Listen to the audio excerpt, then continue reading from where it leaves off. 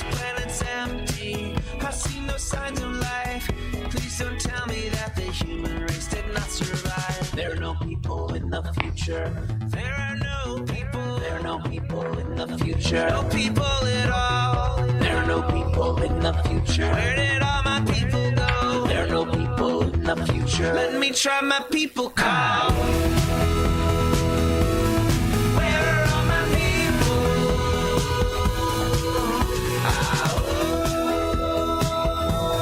Where are all my people? I guess I'll fly away now. Hey, welcome everybody. This is Kevin Mahoney, editor and founder of Raging Chicken. Welcome to Raging Chicken's Out to Coop Live. Yes, it is our call-in show from Monday, March 15th, 2021. On Out to Coop Live, we talk to progressives, activists, and troublemakers of all sorts, right from our own backyards or from across the country.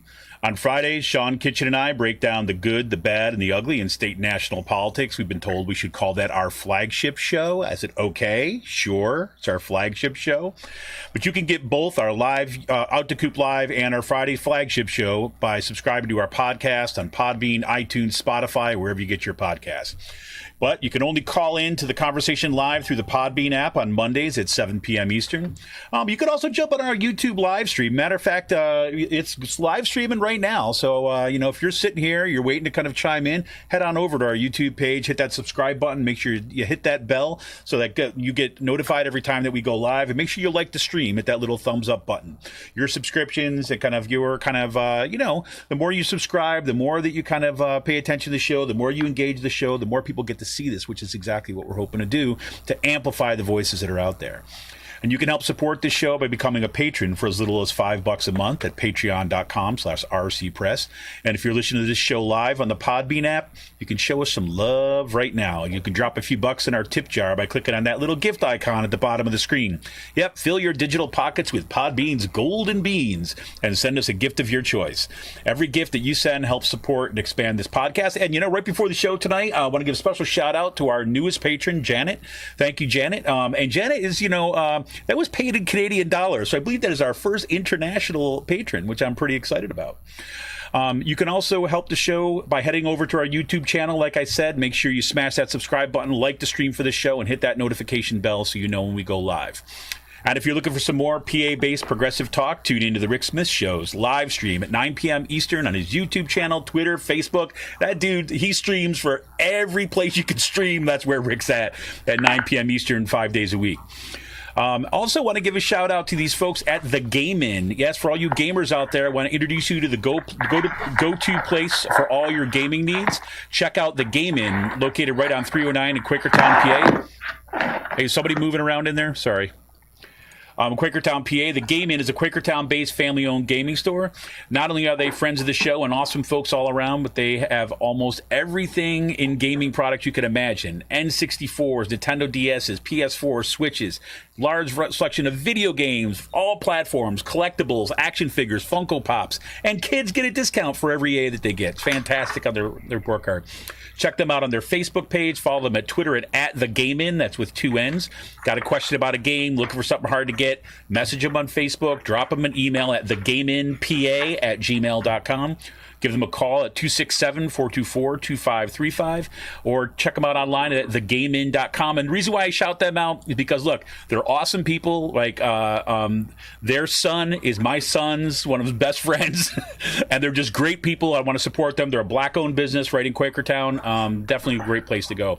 And, of course, the special shout-out goes to Jonathan Mann, who wrote our intro song, There Are No People in the Future. Check out all his great stuff on his YouTube page and follow him on Twitter at SongADayMan. That's with 2 N's, at SongADayMan on Twitter.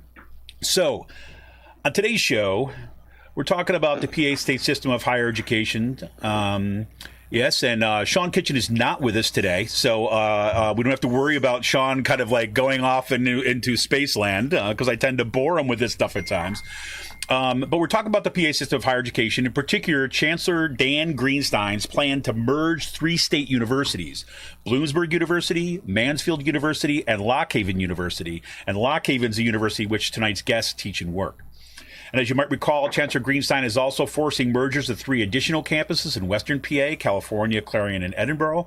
And you just look at what is actually happening at Lock Haven and what the impact is going to be at one university, right? And, look, this is the reason why we have this show tonight is we got faculty and staff members who are standing up there. You got students who have been active in organizing to save the Haven, as they call it. What we're looking at there is you're talking about like the Chancellor Greenstein wants to cut just about 30% of the faculty. That is about 44 faculty members. You're talking about the loss of about 56 AFSCME workers. That's mostly in custodial grounds. And of course, what do they want to do?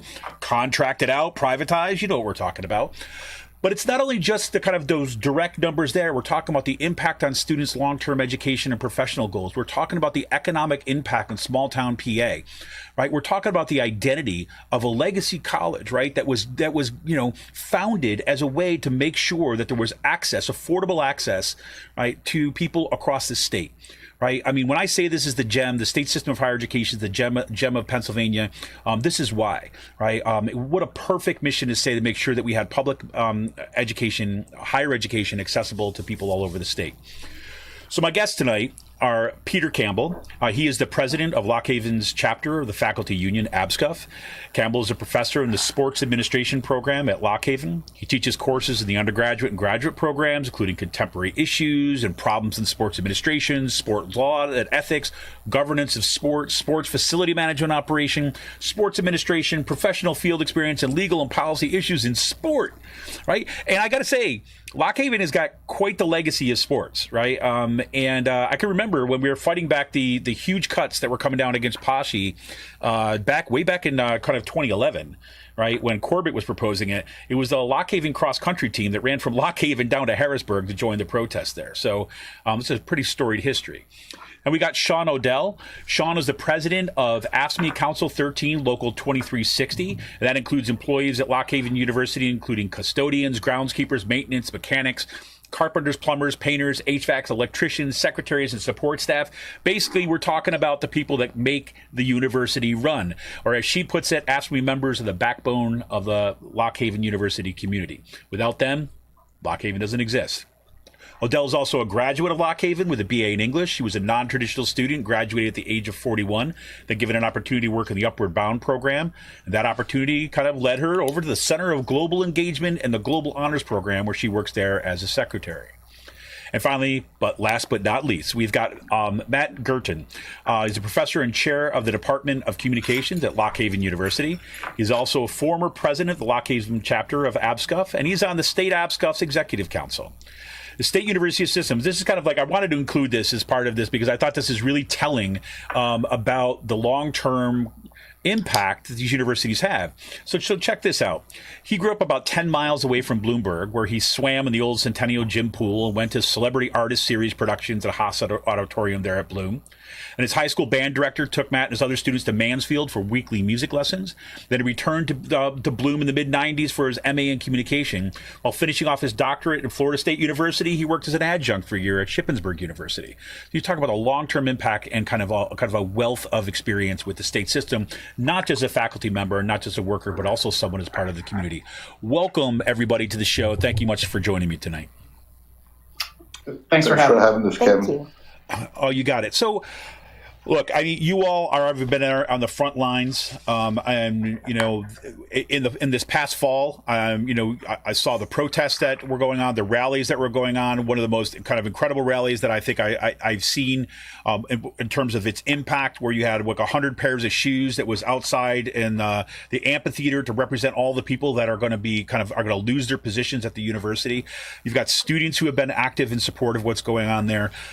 So it's like, this is, you guys have been on the front lines. And so what I thought you could do is like, we could just kind of go around the horn, so to speak, and give us a little sense of what the lay of the land is and kind of what's actually happening at Lock Haven University, and kind of let folks know kind of what's at stake here. So why don't we start with Peter? Let's start with you. Okay. Looking at Lock Haven, in the last couple of years, we were told that we had to come into compliance with financial sustainability from the Chancellor's office down in Harrisburg. And the management team at Lock Haven University come up with a 5-year plan to grow the university and to actually achieve financial sustainability.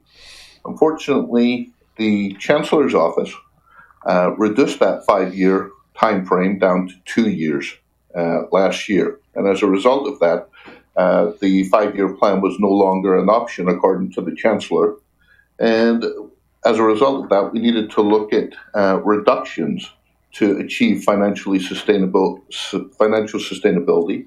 And with that, he mandated that all of the PASSHE schools had to come into compliance with the 2010-11 faculty-student ratio.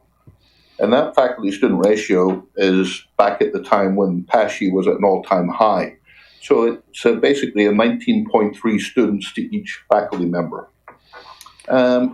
Now, listen, let me stop you just for a second, because like this is right here, and I think that like APSCUF President Jamie Martin I think has done a tremendous job in kind of pointing that out. That is actually the peak of the demographic hump, right?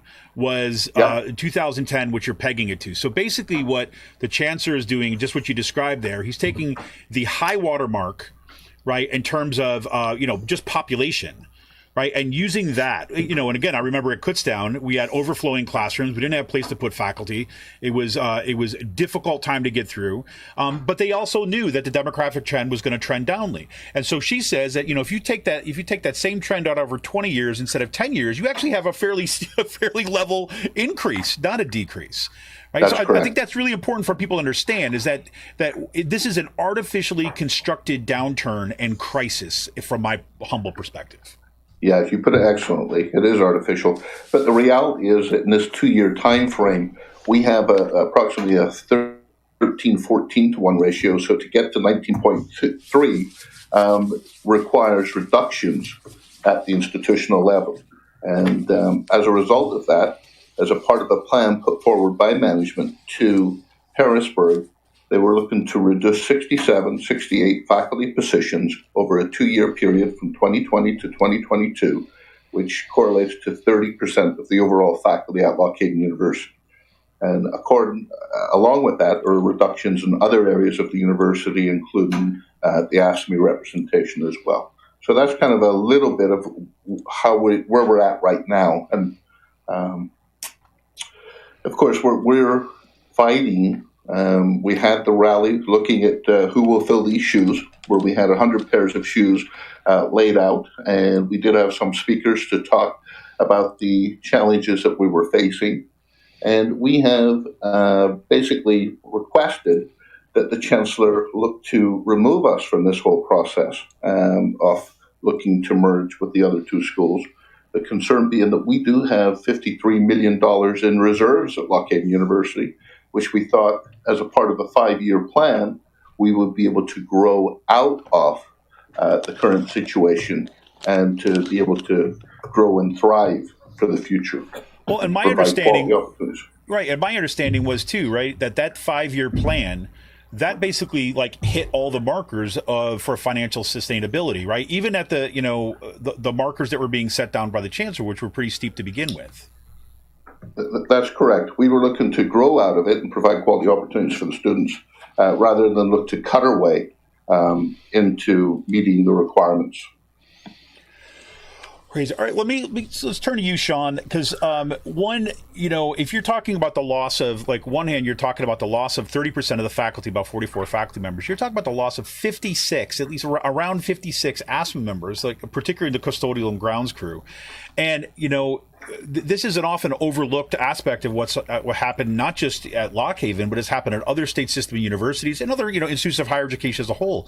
The gutting of the staff and the, and the long-term impact that it has just on the ability for the university to function is incredible. So what's this look like from your angle, for the perspective of you and your members? Well, first of all, I want to say that our custodians have done an absolutely stellar job. They've worked their tails off during this pandemic to make sure that the whole university, residence halls, classrooms, everything is safe and as clean as possible so that they can mitigate the spread of COVID. And I don't think they get enough credit for that. So I just wanted to shout out for them about that. Awesome. The custodians, the grounds crew, the mechanics, the secretaries, the people who work in financial aid, these are all people who are going to be impacted by these cuts and already are being impacted because people who retire are not being replaced. So that means that they have to disperse the work from a person who was there to the people who remain, which increases the workload and is stressful, of course.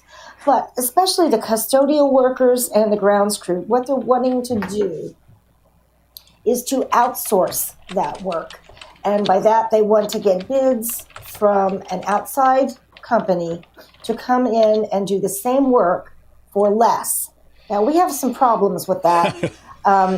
Number one, because our custodians and grounds crew, they are top notch.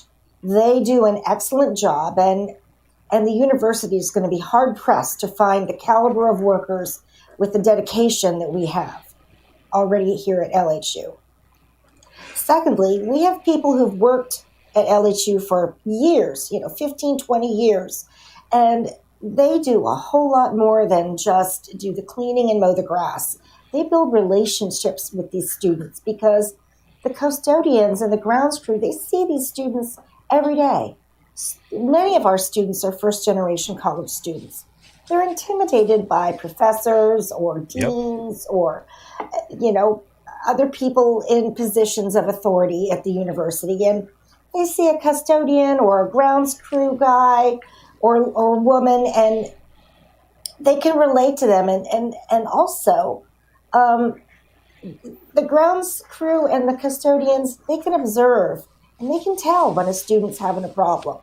I have stories of custodians who've reached out to help students who are having a problem or just having a bad day, needed a shoulder to cry on, need a little encouragement. I mean, it's way more than just cleaning the floors and cutting the grass. It's way more than that. I mean, absolutely. And you're also talking about, like these are like family sustaining jobs, like in the community. Absolutely. I mean, so you're talking about an impact that, because I mean, we should put this right out in front because, if you're teaching at the university or if you're working at the university, that means you're living in the region, right? Exactly. And that means that this is like an economic driver, and it has the impacts that go, beyond the walls of the university, but actually goes into the communities and is supporting all these families. And that human component of this is so critical. Right. And what we're speculating, and we're pretty sure that this is right, that those companies that come in and do the outsourcing are going to be paying less than what the university workers are making now, and they're not family sustainable wages. And that's the issue, family sustainable. So a family might have to take a second job, might not be able to volunteer to coach the Little League team or whatever it is, or might not be able to afford to eat out at the local restaurants, or may have to downsize their home, and then we'll have a loss in revenue of taxes. I mean, it just goes on and on. Well, this is kind of like the way that our kind of economy has been going now for decades now. I mean, I look at it now, like I look at the downstage now, I'm 51. Right. And I look at it now and it's like, OK, my job gets cut. Right. There's no way in hell I'm getting another job like this one. Right. And it's the same thing here as if you're talking about you've been working, you've been putting your time in. Like you said, these people have been here for a long time. Right. And put in their time, kind of invested in the university. And then you get you're gone, right? You're cut. There's no way you're going to. I mean, let's be clear. You're talking about, kind of a salary that has been built up over time. Right. Thanks to the union contract. Right. You've got health benefits, right, provided in part by from the union contract. You've got protections on the job. Right. And that just all goes away. It does. And if you're like, whatever, in your 40s, in your 50s, or your 60s, where do you go at that point? Where do you go? Yeah. It's and our members are quite concerned. And they love their jobs. They love the students, and they want to continue to do what they've been doing so well.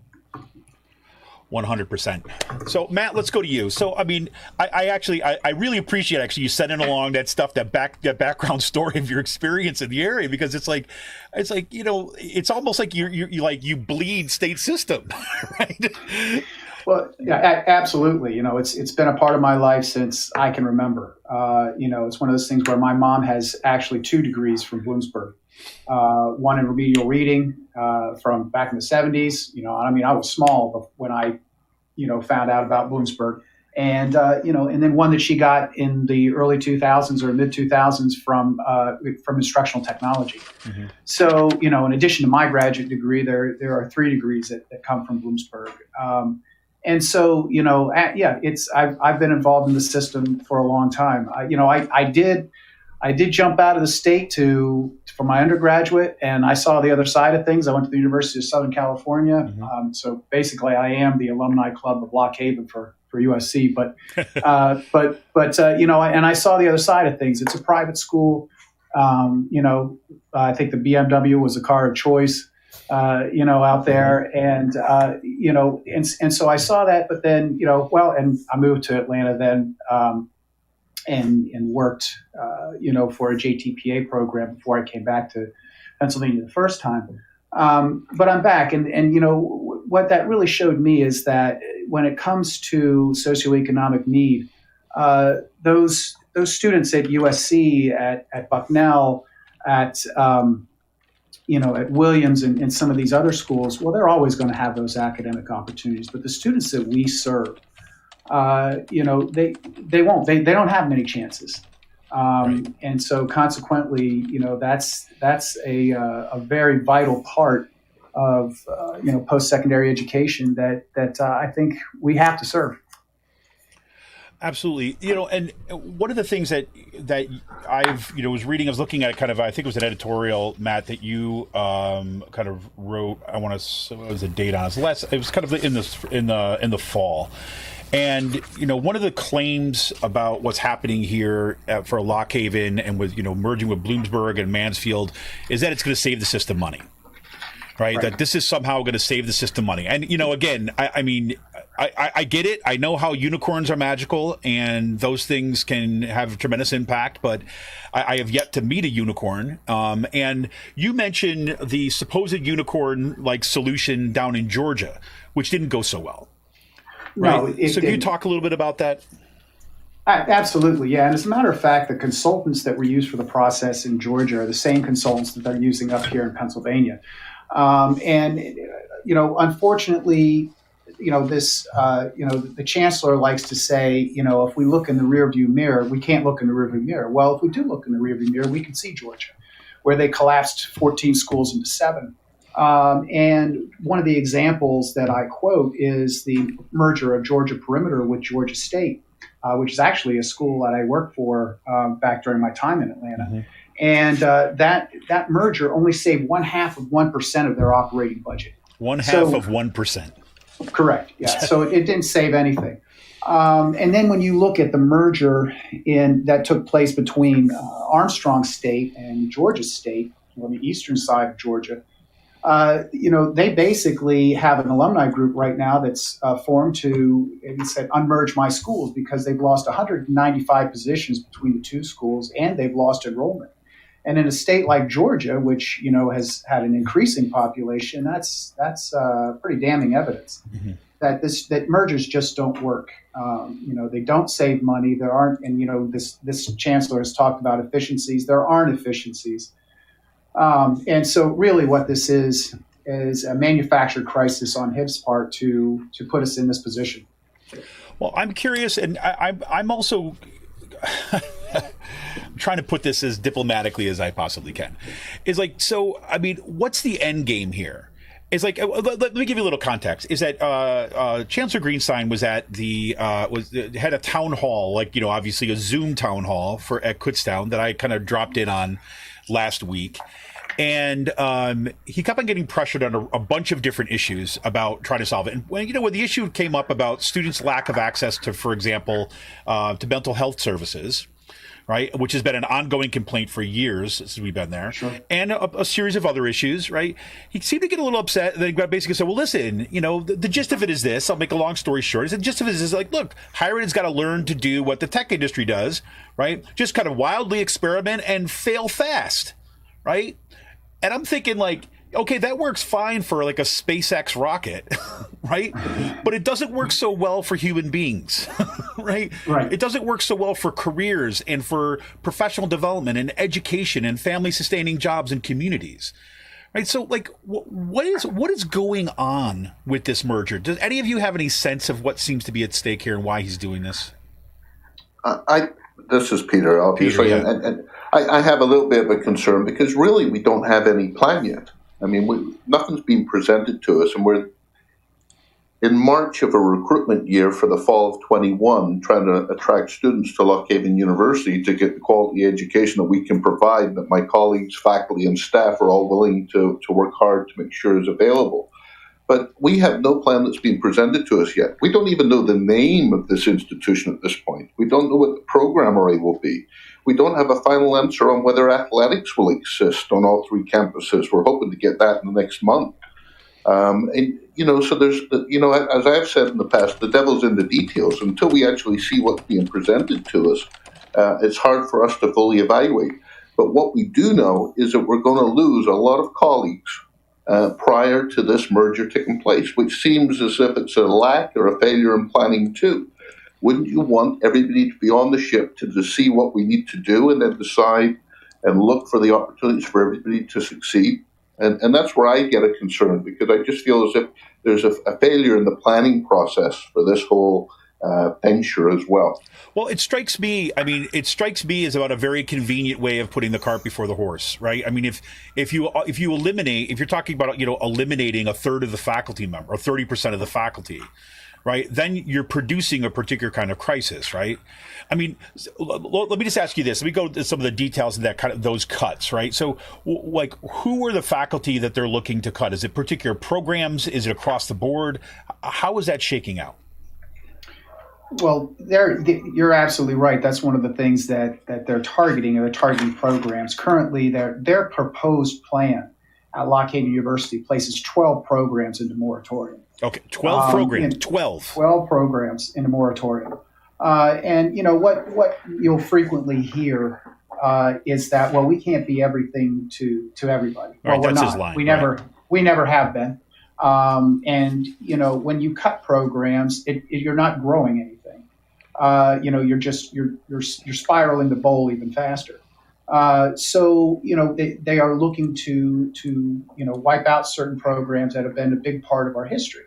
Now, the argument that the chancellor will make is, well, schools have changed over 150 years. Well, Loch Haven just ended its 150th anniversary, and that this school has changed. Well, if let's look at the facts here. The changes that have happened have been to spur growth. We started out as a normal school, like pretty much all of these schools did. Right.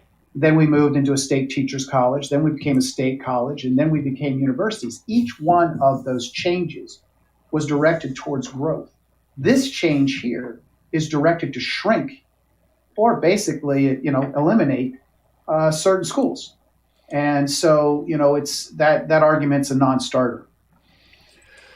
It's amazing, Shawn. I'm curious to get your perspective on this. Is that so? You're talking about the outsourcing basically of custodial staff and the grounds crew as kind of one of the proposals.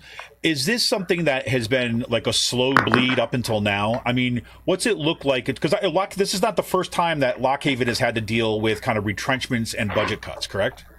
Correct. Yeah.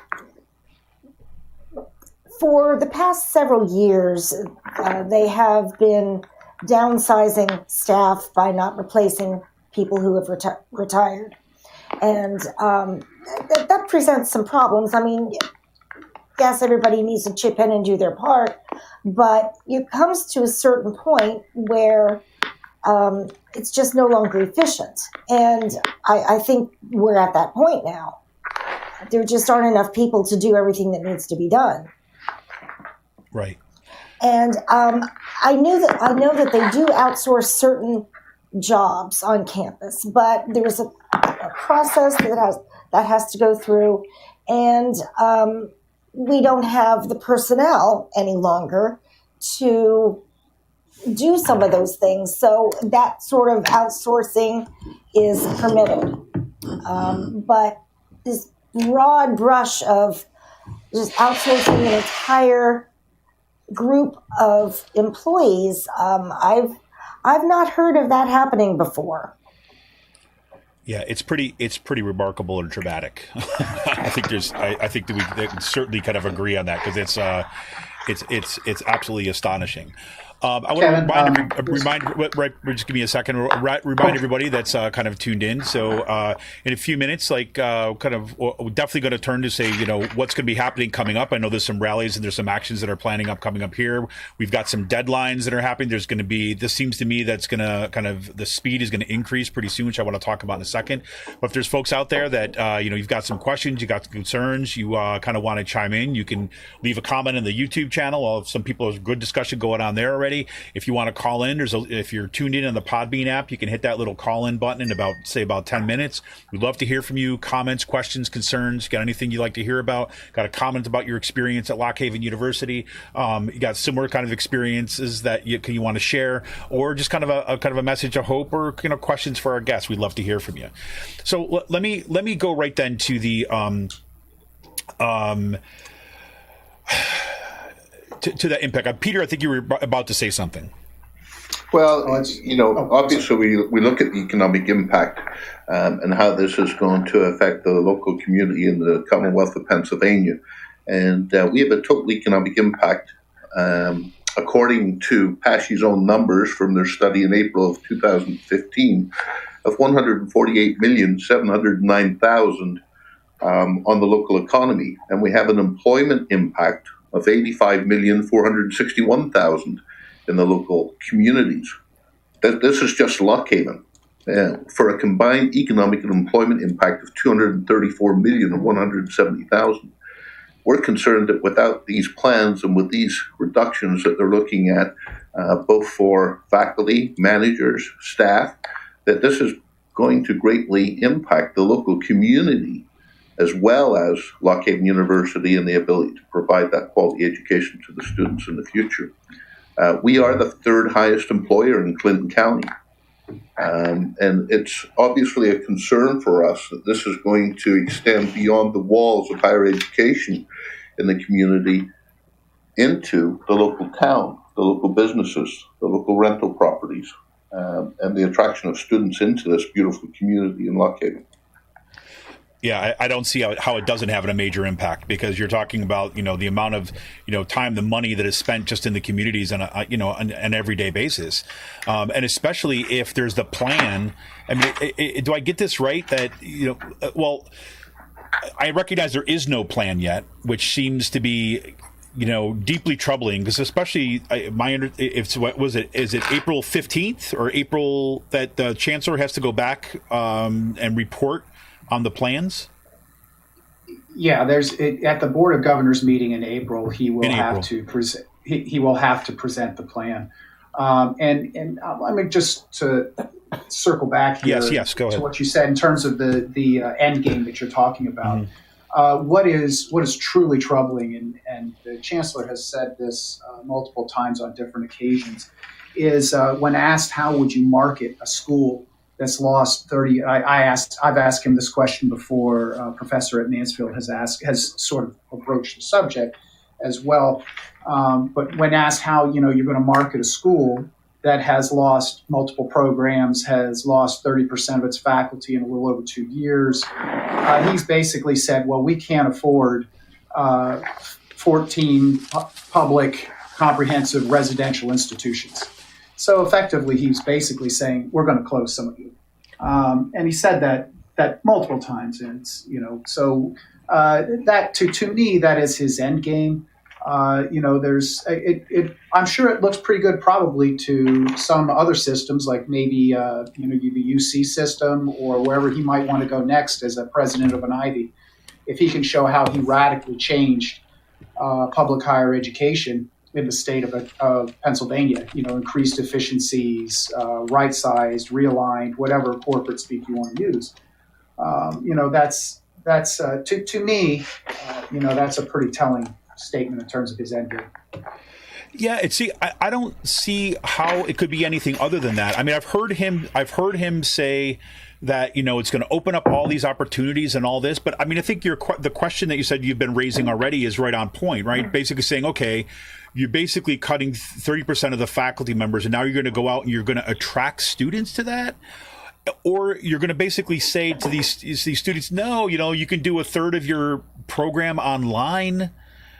I don't even see how the math works on that, let alone the concept. I mean, my understanding too, there's been no kind of nitty gritty answers to questions about like NCAA accreditation.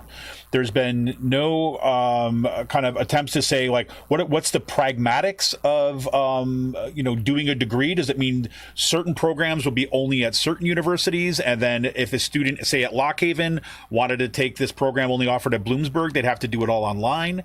So they're going to be paying like for housing at Lock Haven and doing online classes in Bloomsburg. I mean, are those the kind of questions that people have at this point? Absolutely, and that's the troubling part of it. If we are no longer a residential institution, if we cannot draw from beyond this 5-county area that we have, we're going to be, we won't exist, and that's the scary part of this. But I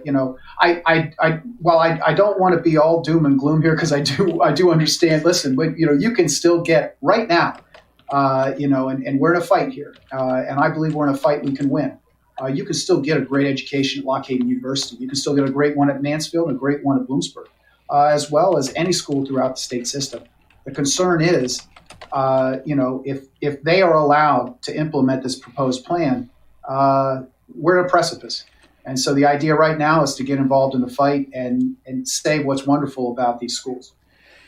Excellent. I want to come right after this. Because the one thing that I want to recommend everybody out there, everybody who's listening here tonight, and if you haven't heard of that, I don't know if you all know Anand Giridharadas's book, Winners Take All.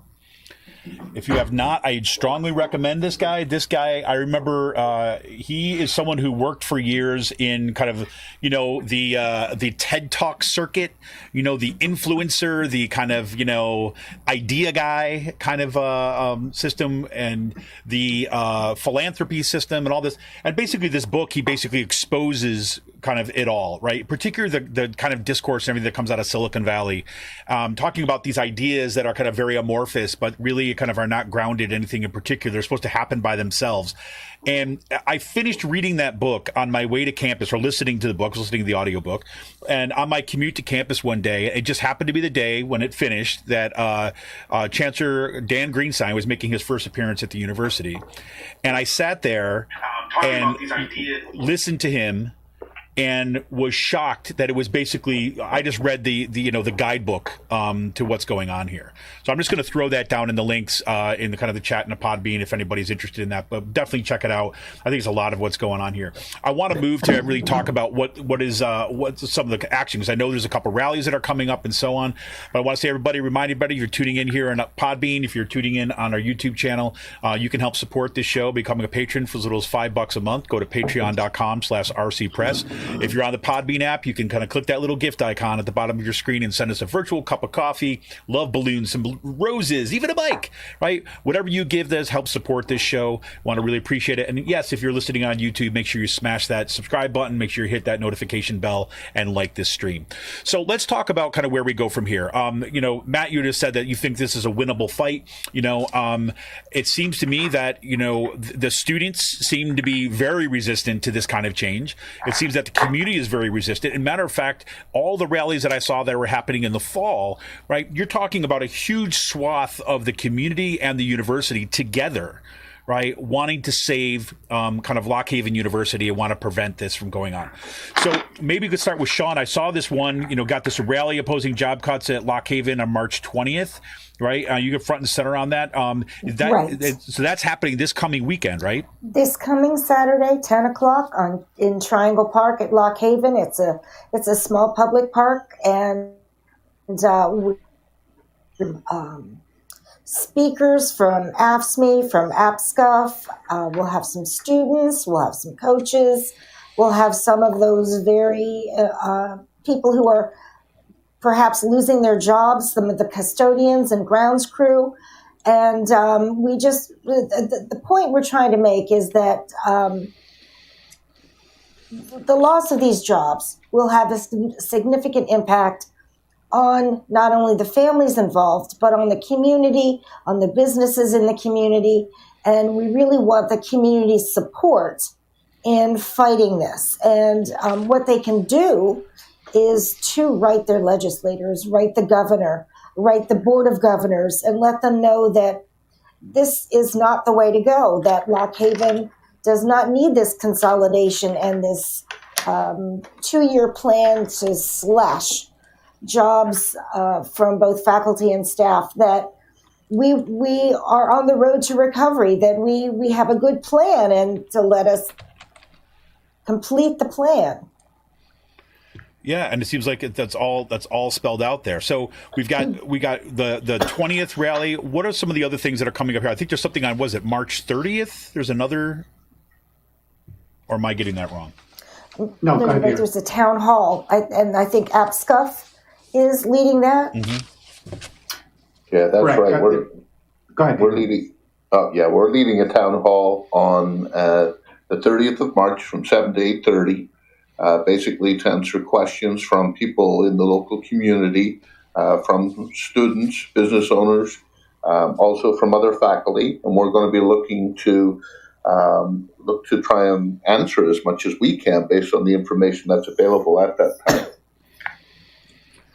Right, Great. and part of the problem is that, and as has been mentioned, is that we don't have answers because the chancellor doesn't have answers. So how are we supposed to say that this is a good plan when we don't know what the plan is?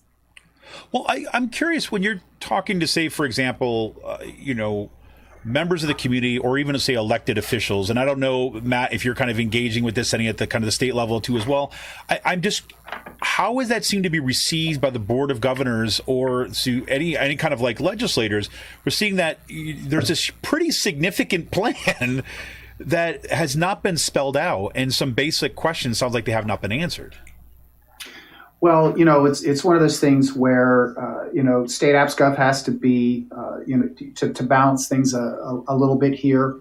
At the local level, obviously, we need to fight pretty hard to save that. But it does not mean that at the state level that APSCUF is not dialed in as well. One of the things that's starting to trouble some of these people that we're talking to at the state level is the lack of a plan, and so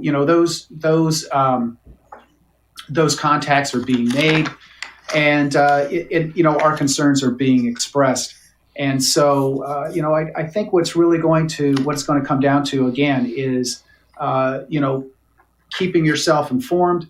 Again, the chancellor will have to present this plan in April. At that point, there's a 60-day public comment period, and then there needs to be a supermajority of the Board of Governors that votes to approve this plan in the summer BOG meeting.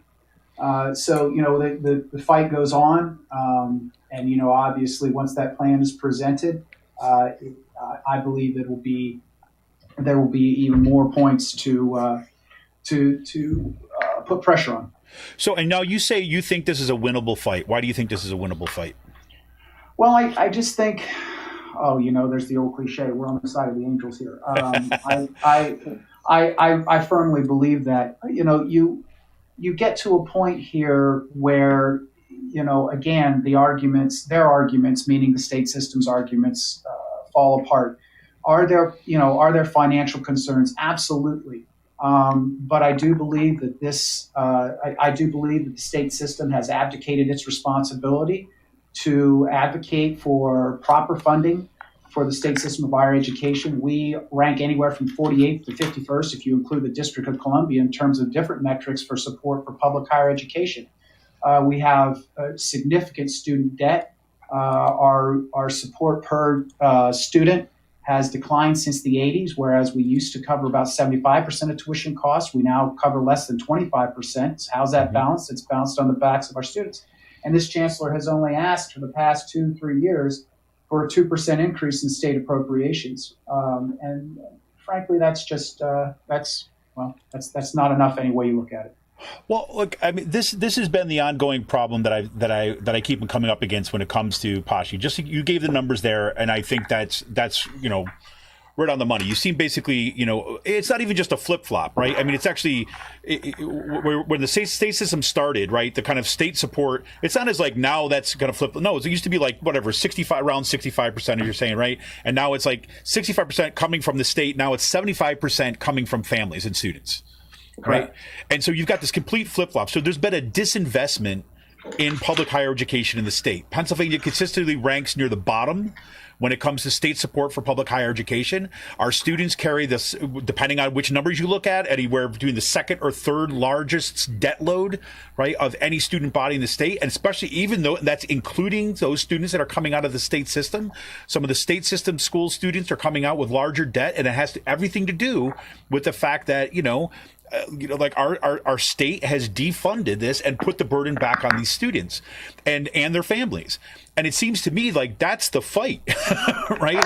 I mean, because it seems to me what I find so devastating about what's happening right now to Lock Haven. Look, we've been through it at Kutztown, right? I've been sitting in the most agonizing meetings of my life when I'm watching the deans basically telling our nursing staff about they have to plan their own exit from the program, their own program's demise.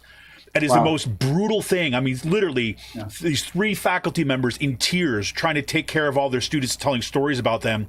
And as our dean just sitting there like, well, we need to make sure that those students get through their program. So who's going to teach it? Right. These are devastating conversations of people who put their life work into something. And really, it's like it's all getting played out at the local level when we've got, and again, it has to be. And at the same time, there's a bigger fight here in Pennsylvania about are we just going to let kind of the working class students of the state like go by the wayside and basically say, hey, we're going to cut you loose. You're on your own. I mean, especially the students who are coming in, the whole idea about having state system schools spread out across the state is because, all the research shows this, is that if you have first generation college students, they need to, and they go to a place that's close to their home, they're more likely to have the support and stay in school than they are if they're just kind of shipped off to some random school kind of across the country, right? And it has everything to do with kind of being able to be connected to their families and everything. And that was the mission of the state system back when they were normal schools, and here they are now. And it seems like we're basically saying to the next generation, you're on your own. Right. Yeah. It's really scary. And the fact is that, the students are out there. I know one of the mantras that they try to give as well is that we have a declining traditional age student population. Well, the fact is, and you can look at the Keystone Resource Center, and there's a map that they did a few years ago, and they look at the northern tier of Pennsylvania and the southern tier of New York. In terms of college, the amount of college graduates. If you look at the southern tier of New York, it's like this nice, deep green or this nice green color. You look at the northern tier of Pennsylvania, and it's this faint hue of green. So the students are out there. The need is there. You've got to have some level of post-secondary education in order to have a livable income.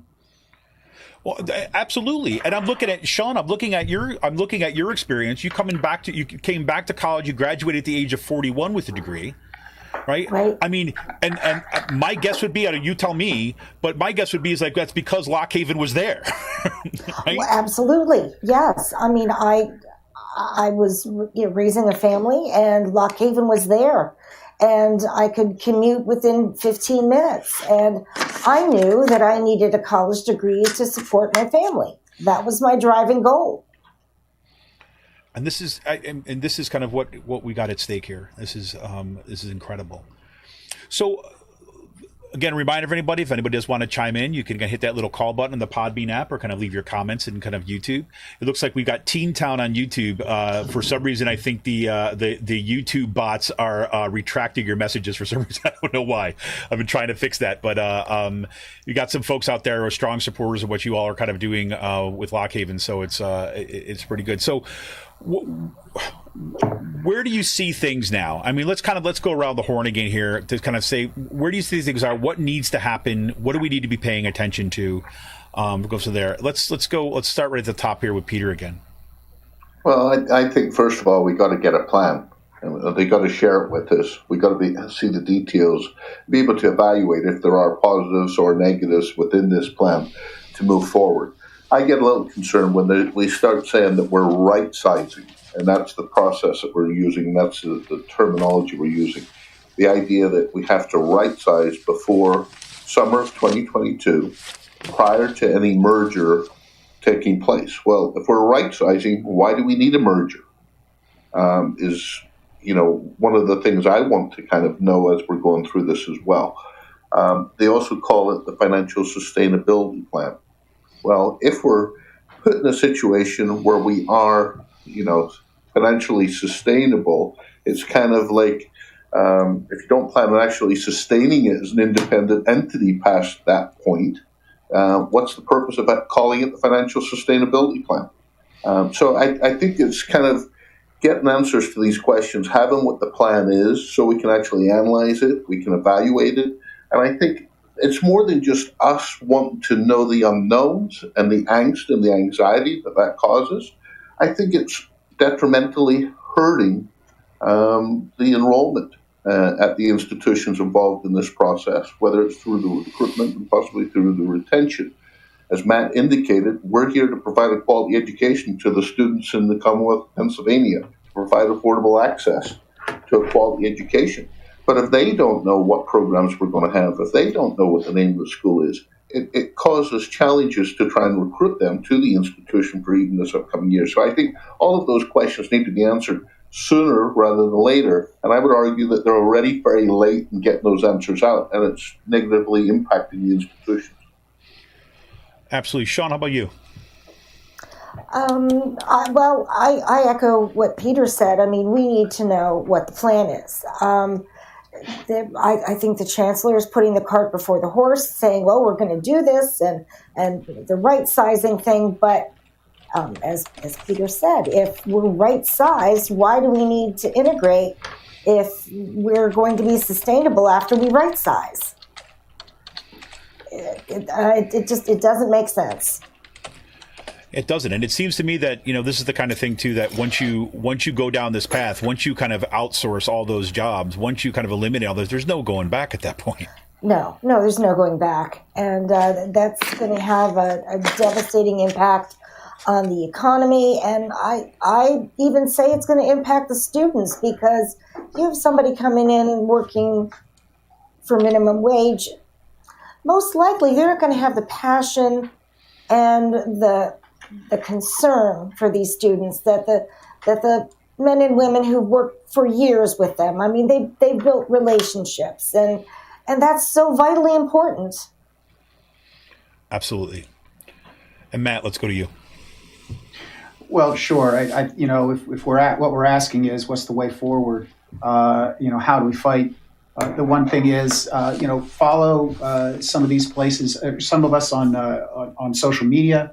You can follow the LHU APSCUF Student Liaison.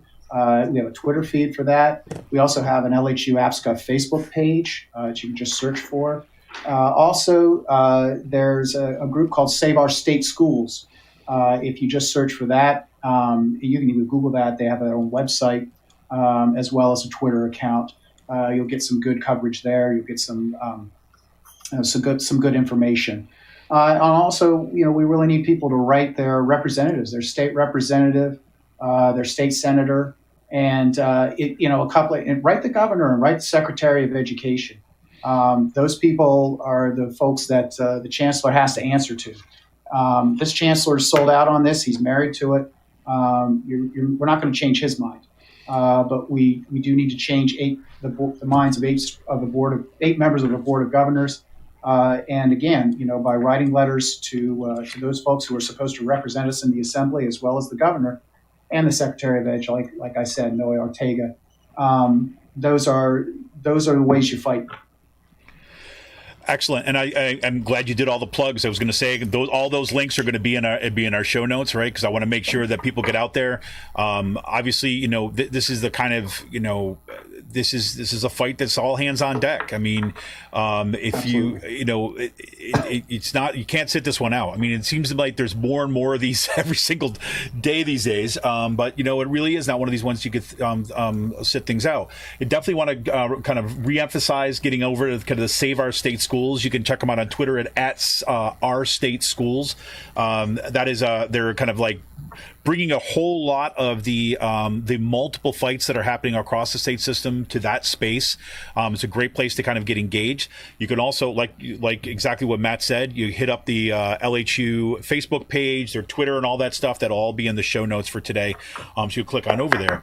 And I'm not gonna ask all you to kind of sign on to this one, but my message to everybody listening to tonight, listening to this podcast, and kind of thinking about how you can help. One of the things that the spade work, the hard spade work that again Peter, Shawn, and Matt are doing, where you're trying to get them to articulate what their plan is. You want them to answer specific questions, right? All that work has to be done. Right, the work of getting the facts, getting kind of specifics, and getting all those kind of arguments has to be done. That is the inside, right? If we've learned anything from these past 4 years, right, is that we win when we have an inside and an outside game, right? That means that just what Matt was just saying, that means, yes, writing to representatives. I want to kind of target some of their ones in particular. If you think about the Board of Governors ultimately has to accept this, right? And that is a pressure point. I agree with what Matt said about the chancellor. He's wedded to this. There's no turning back. He's not listening to people anymore. This is his plan. This is his baby. I've got ideas about why he's doing this in Pennsylvania, but we'll leave that for another time. But the Board of Governors, Cynthia Shapiro, right? She's kind of at the front, like, write to her. Look up those people on the board members. I'll put that link in the show notes too as well. Organizing on the outside, basically saying, no, we're not going to do. So as much as the inside work has got to be done, the outside organizing's got to happen too as well, right? This is where, again, I can't tell you. I remember standing on the Capitol steps in Harrisburg, when we were fighting what was at that point was a proposed 50% cut to the budget of state system of higher education. And, we're kind of giving speeches and everything. It was an amazing turnout. But you also felt the weight of things, right? You felt like, man, I don't know if this is coming back. And then I remember looking down State Street, right, in Harrisburg, and seeing the Lock Haven cross-country team come running up State Street. Right. They had run from Lock Haven, right, to the Capitol steps, right, to show their support and commitment. And that'll always stick to me about this. This is one, they had these students, right, and you had them kind of showing us that, look, the long game is what matters here. You got to be in it. You got to have the stamina. You got to stay with it, right, and you'll get there. And I really think that, if you're a student of Lock Haven, you're an alumni of Lock Haven University, if you are a faculty or student in any other of the state system of higher education schools, this is a fight for you. I don't know how that you all are kind of managed with the day to day sometimes, right? Given all that's been thrown at you. But I can't tell you enough of how much I kind of respect and appreciate the fight and want to help in any way that I can to kind of amplify this message too as well. Well, we appreciate this time that you've given us, Kevin. Certainly, and this is a big help. It's a big boost. Thank you so much. You got it. Thank you. Thank you. Absolutely. Yeah. So anything else you want to say kind of before we close things out? Just that Lock Haven is a wonderful, wonderful school. The faculty, the staff, everyone there makes a big difference in all the students' lives. And we want to keep it. We want to keep that special place where we can educate students and nurture them and help them become the professionals that they hope to be. Yeah, I would go along with that. And I think, Lock Haven University and the management team have had alternatives to the Chancellor's plan of this 2-year come into financial sustainability and this requirement to merge. And I believe that it would be a better path forward for Lock Haven University, for the students of the Commonwealth of Pennsylvania, to provide a quality education and access to those students. and also for the community. And I think that the Chancellor is being short-sighted in looking at the merger integration instead of looking at realistic solutions to realistic problems. Absolutely. Go ahead. Sorry. I'm sorry. No, go ahead. No. It's Matt. And yep. I just simply say, echoing what Peter and Shawn have said, but Shawn saying that this is a wonderful place. It truly is. I mean, I've made my home here. Literally bought a house. Both my kids went K through 12. My daughter's going, is at Lock Haven University now. I don't want to go. I love it here. I'm bought in. And again, it is still a great school. What has happened, in terms of enrollment, has been because of a management that for about 8 years here didn't market us, made all kinds of mistakes. But we have this system in place we have management in place right now where we could pull out of this, and we're set, and we can do that, and we will. With the wonderful faculty we have, our great students, our wonderful staff, our custodians, our secretaries, our grounds crew, and so forth, we're going to come out of this. And if we can get some help along the way from friends, alumni, and students, that'd just be wonderful. 100%. I think that I have. There was a time that I started looking for jobs up at Lock Haven. To be honest with you, we had run into so much. I could go on and on about our administration at Kutztown University, but I won't do that right now. But you guys have a reputation. Yeah, well deserved. There's I was coming back from a legislative assembly. I've been involved in APSCUF, since I first arrived on campus in 2002, and I was a delegate for most of that time up until our second kid, and then I needed a little break. Sure. But I was driving back from I believe it was in State College, one of the legislative assemblies, and I was coming back and said, you know what? Every time that I've gone to legislative assembly and I talked to folks from Lock Haven, they rave about the place. And, I remember thinking, I've never been there. So I just took a little detour on my way home, and I kind of went to Lock Haven, and it just it took me back. I mean, honestly, just the place seemed so welcoming, right? And I kind of walked around the campus. There's a little, a coffee shop or diner right on the kind of the main strip there. I sat down and had something to eat. And, I was just like, man, this seems like a place that I could live in for the rest of my life, and absolutely, and it really is that kind of place. And I just, I can't.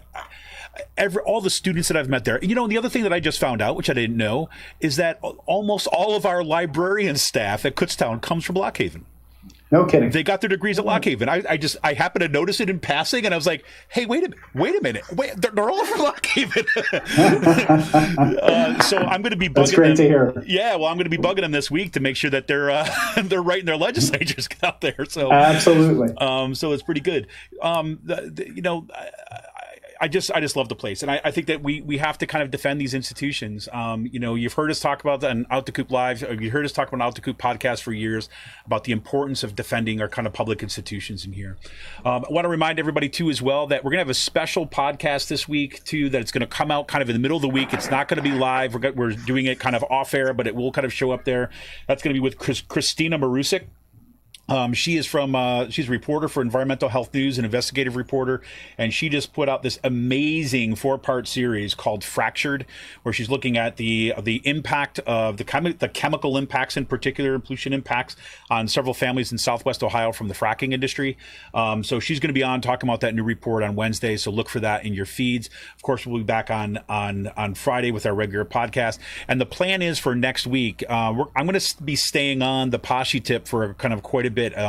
We might have an open phones next week. That's what it looks like. Although there's somebody who might be joining me, we shall see. But I want to look at these some of the economic impact studies that have come out about the impact of the PASSHE universities on kind of small towns around the state, because this really is a fight to save one of the gems of what is ours, right? What is part of this Commonwealth, what is part of this public institution, what is part of, the backbone of ensuring, that, say, working families in this state and their children have access to kind of affordable public higher education.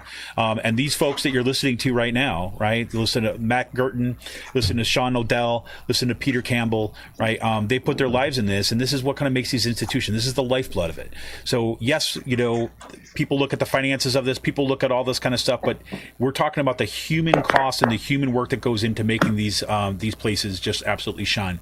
Look, I really appreciate you guys taking some time out in the midst of all this to kind of be on here. Reminded, it'll be kind of showing up in our podcast stream on our YouTube. I will send this out to everybody. Feel free to kind of share it around to everybody that you can. And let me know how I can help, and I'd be happy to kind of bring you guys back on for updates when you think it sees fit. So thank you so much for coming on. Thank you so much, Kevin. All right, you got it. All right, so this is Kevin Mahoney, editor and founder of Raging Chicken. Thank you all for tuning in tonight for Out to Coop Live. Look for us again Friday for our flagship show and that special kind of midweek with Christina Marusik. We'll talk to you soon, everybody. In for the fight. See ya!